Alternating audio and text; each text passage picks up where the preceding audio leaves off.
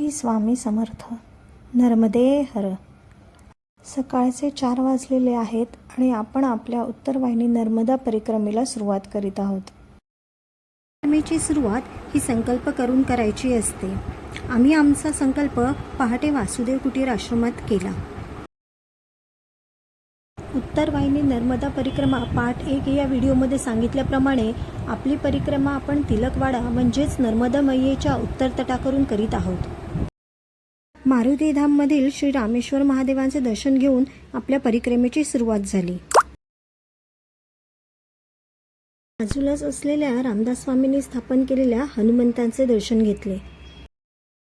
परिक्रमेतील दुसरे स्थान म्हणजे गुरुलीला घर.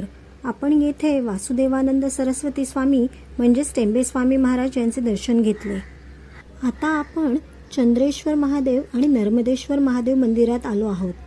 असं म्हणतात या दोन्ही पिंडी नर्मदा मैयेच्या पात्रात सापडल्या आणि म्हणूनच परिक्रमेमध्ये यांचे दर्शन घेणे याला खूप महत्त्व आहे.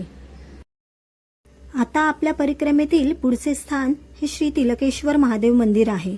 या मंदिराचा उल्लेख स्कंद पुराणामध्ये आढळतो.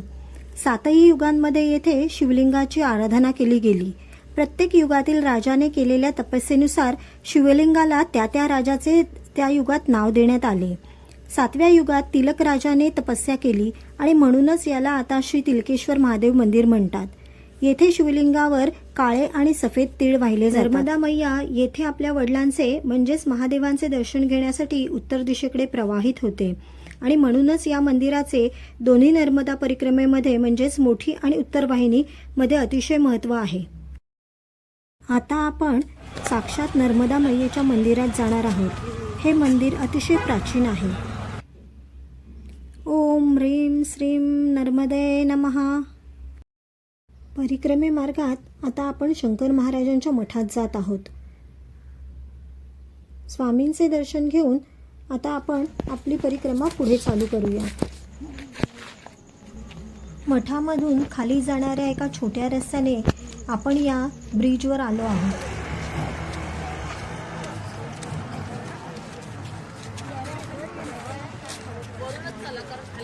परिक्रमा मार्गात ठिकठिकाणी अन्नक्षेत्र तसेच परिक्रमावासींसाठी विश्रांतीची सोय केलेली असते.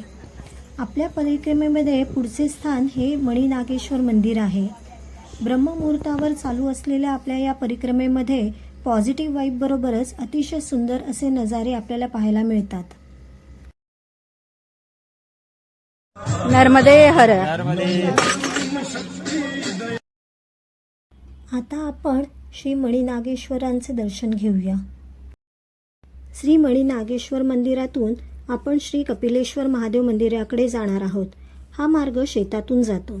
एका बाजूला केळीच्या बागा आहेत तर दुसऱ्या बाजूला कापसाची शेतं आहेत. पूर्वी संपूर्ण रस्ता हा शेतातून जात होता, परंतु पुढे हा रस्ता 2 वेळा रेल्वे ब्रिज खालून जातो आणि त्यामुळे आता परिक्रमेचे अंतर हे काही किलोमीटरने वाढले आहे असे म्हणतात. सुरुवातीलाच आपण आपल्याबरोबर मैयेचे जल आणले आहे. परिक्रमेमधील प्रत्येक शिवलिंगावर या जलाने आपण अभिषेक करीत आहोत.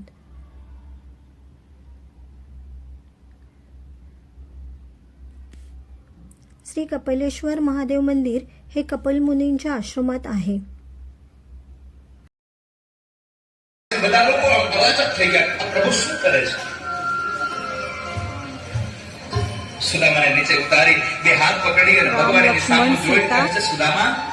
नर्मदा मैया, दत्तगुरु महाराज, गणपती बाप्पा.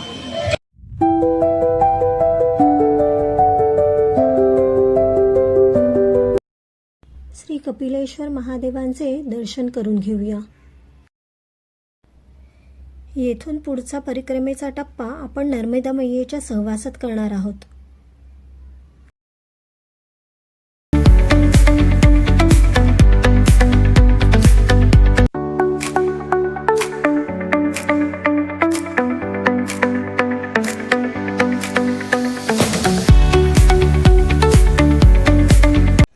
मैयेच्या सहवासात अतिशय सकारात्मक अशी ऊर्जा जाणवत आहे.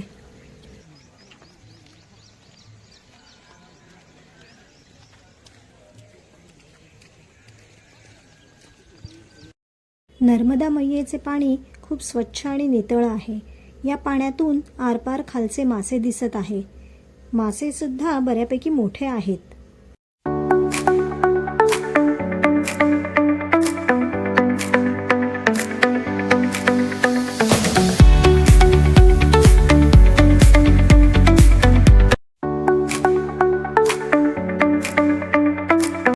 आम्ही येथे मैयेची पूजा जलप्रवाहात फुले आणि दीप सोडून केली.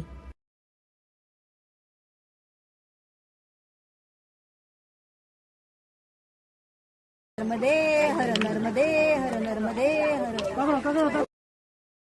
बरेच परिक्रमावासी मैयेची ओटी भरतात आणि त्यावेळी प्लास्टिक पिशव्या तसेच साड्या सोडतात, पण यामुळे जलप्रदूषण होते. कृपया नर्मदा मैयेची ओटी तिच्या मंदिरात भरा किंवा एखाद्या गरजूला साडी द्या, जेणेकरून मैयेचे जल प्रदूषित होणार नाही. यावर्षी नर्मदा मैयेच्या या पात्रात मगरींची बरीच पिल्ले आढळली आहेत असे म्हणतात. त्यामुळे परिक्रमावासींनी मैयेमध्ये स्नान करू नये म्हणून फेन्सेस लावले गेले आहेत. आम्हाला सुद्धा येथे मगरींचे दर्शन झाले.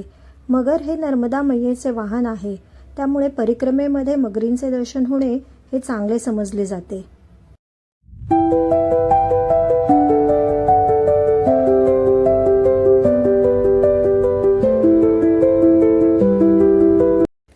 असे म्हणतात, गंगा मैयामध्ये स्नान केले की पापे नष्ट होतात, परंतु नर्मदा मैयेच्या दर्शनानेच पापे नष्ट होतात.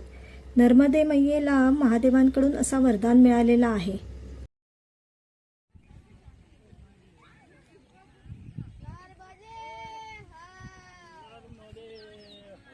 नर्मदे. आता आपण नर्मदा मैयेच्या उत्तर तटावरील नंदीघाट येथे पोचणार आहोत. या घाटाच्या समोरच्या बाजूला रामपुरा घाट आहे. तेथे जाण्यासाठी आपल्याला बोटीने प्रवास करावयाचा आहे.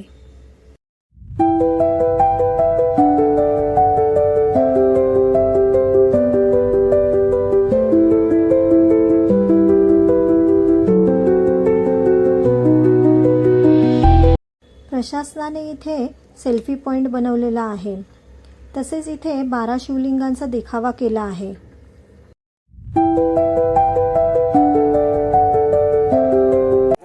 बरेच जण इथे नर्मदा जलाभिषेक करतात.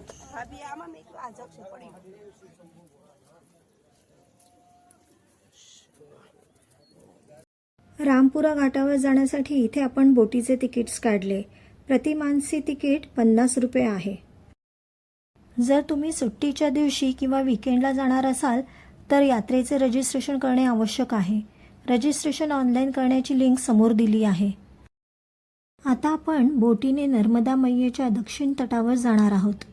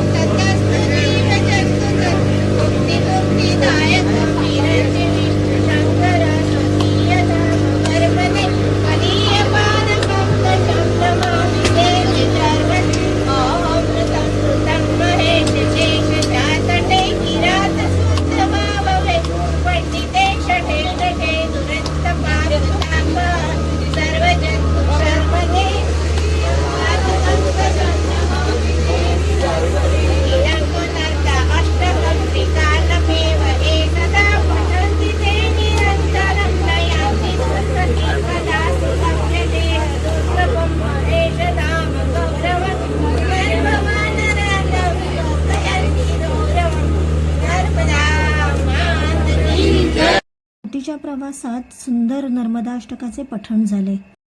दक्षिण तटावर सर्वप्रथम गुप्तेश्वर महादेवांचे दर्शन घेतले. हे पांडवांनी स्थापित केलेले शिवलिंग आहे. असे म्हणतात इथे पांडवांनी अशी 7 शिवलिंगे स्थापित केली होती. वरून वर आल्यावर आपण सर्वप्रथम रणछोडराय मंदिरात जाणार आहोत.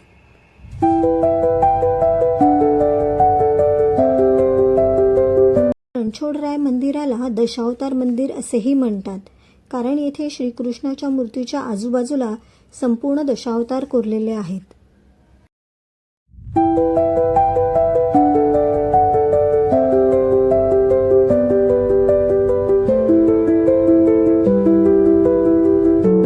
मंदिराच्या परिसरातच नर्मदे मैयेची सुंदर मूर्ती स्थापित केलेली होती.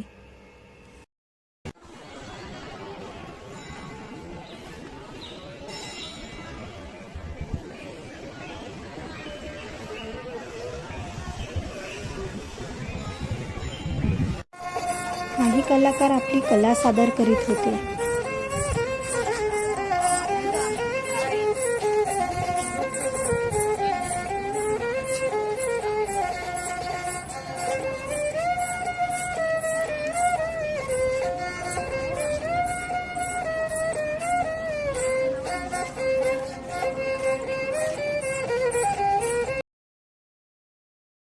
आता आपण श्री हरसिद्धी मातेच्या मंदिरात आलेलो आहोत.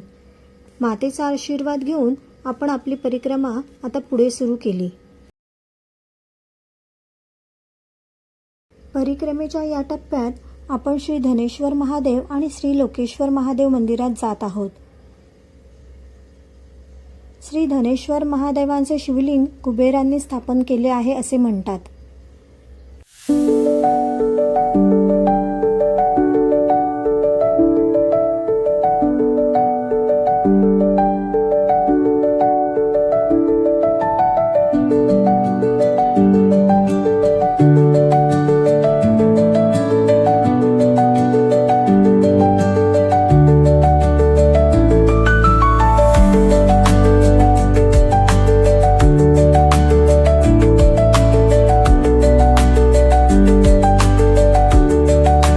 धनेश्वर महादेव आणि श्री लोकेश्वर महादेवांचे दर्शन घेतल्यावर आपण येथे थोडा अल्पोपहार केला. यानंतर आपण श्री मंगलेश्वर महादेव मंदिरात आलो आहोत. येथील शिवलिंग हे प्रत्यक्ष मंगळदेवांनी स्थापित केले आहे. येथे बरेच जण मंगळ ग्रहाची शांती वगैरे करून घेतात.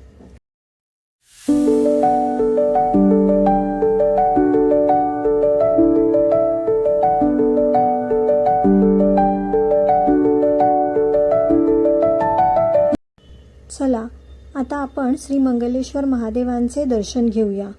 बाजूलाच सुंदर असे हे नर्मदेश्वर महादेव मंदिर आहे.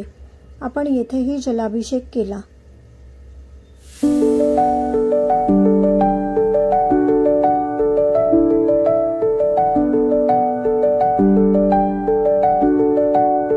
पुढे आपण तपोवन आश्रमात आलो.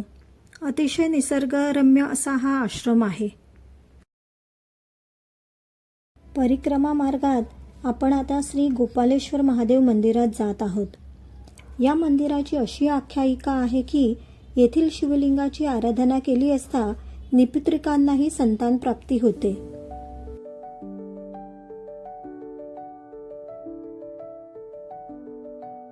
उत्तरवाहिनी नर्मदा परिक्रमेचा आपला शेवटचा टप्पा हा श्री सीताराम बापू आश्रम हा आहे. या आश्रमात परिक्रमावासियांसाठी तसेच संत महंत यांची सुद्धा सेवा केली जाते. येथे अन्नछत्र तसेच भोजन प्रसादी इत्यादी आहे. येथे आपण थंडगार ताक प्यायले. जय श्रीराम जय हनुमान. सुंदर असे हे मारुती मंदिर आहे. श्री सीताराम बापू आश्रमामधून खाली आपण नर्मदा मैयेच्या तटावर जात आहोत. मैयेच्या या तटावरून सरळ जाऊन आपण समोर दिसत असलेल्या पुलावरून परत उत्तर तटावर जाणार आहोत. येथून वर असलेल्या मारुतीधामपर्यंतचा मार्ग हा आपल्या परिक्रमेचा पूर्तता करणारा असेल. नर्मदा परिक्रमेनंतर कन्यापूजन करतात. आम्ही परिक्रमेदरम्यान आणि शेवटच्या टप्प्यात मुलींना चॉकलेट्स, बिस्किट, पेन, पट्टी, पेन्सिल असे साहित्य दिले.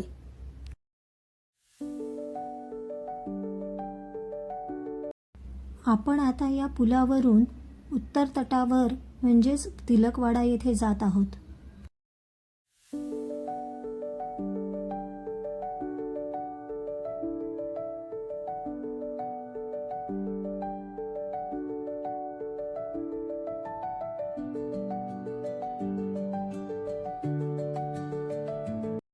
पुलावरून जाताना नर्मदा मैयेचा सुंदर असा हा जलप्रवाह पाहिला.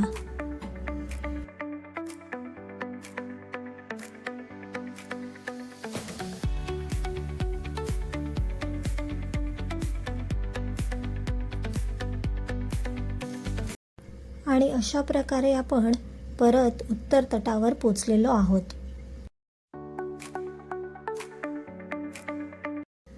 आता इथून वर पायऱ्या चढून जाऊन आपण मारुतीधामला पोचणार आहोत आणि आपली परिक्रमा इथेच पूर्ण होत आहे. आपली ही परिक्रमा जवळजवळ 21 किलोमीटरची झालेली आहे. प्रचोदयात् सेवन्तिकावकुलजं पटपाटलाज्ये पुन्नागजादिकरवील. संध्याकाळी नर्मदा मैया आरती करून रात्री 9:25ची एकतानगर दादर सुपरफास्ट एक्सप्रेस पकडली आणि आपण मुंबईला परत आलो. उत्तरवाहिनी नर्मदा परिक्रमेचा आपला हा प्रवास तुम्हाला कसा वाटला हे मला लाईक, सबस्क्राईब आणि कमेंट करून नक्की सांगा. तोपर्यंत बोला नर्मदे हर.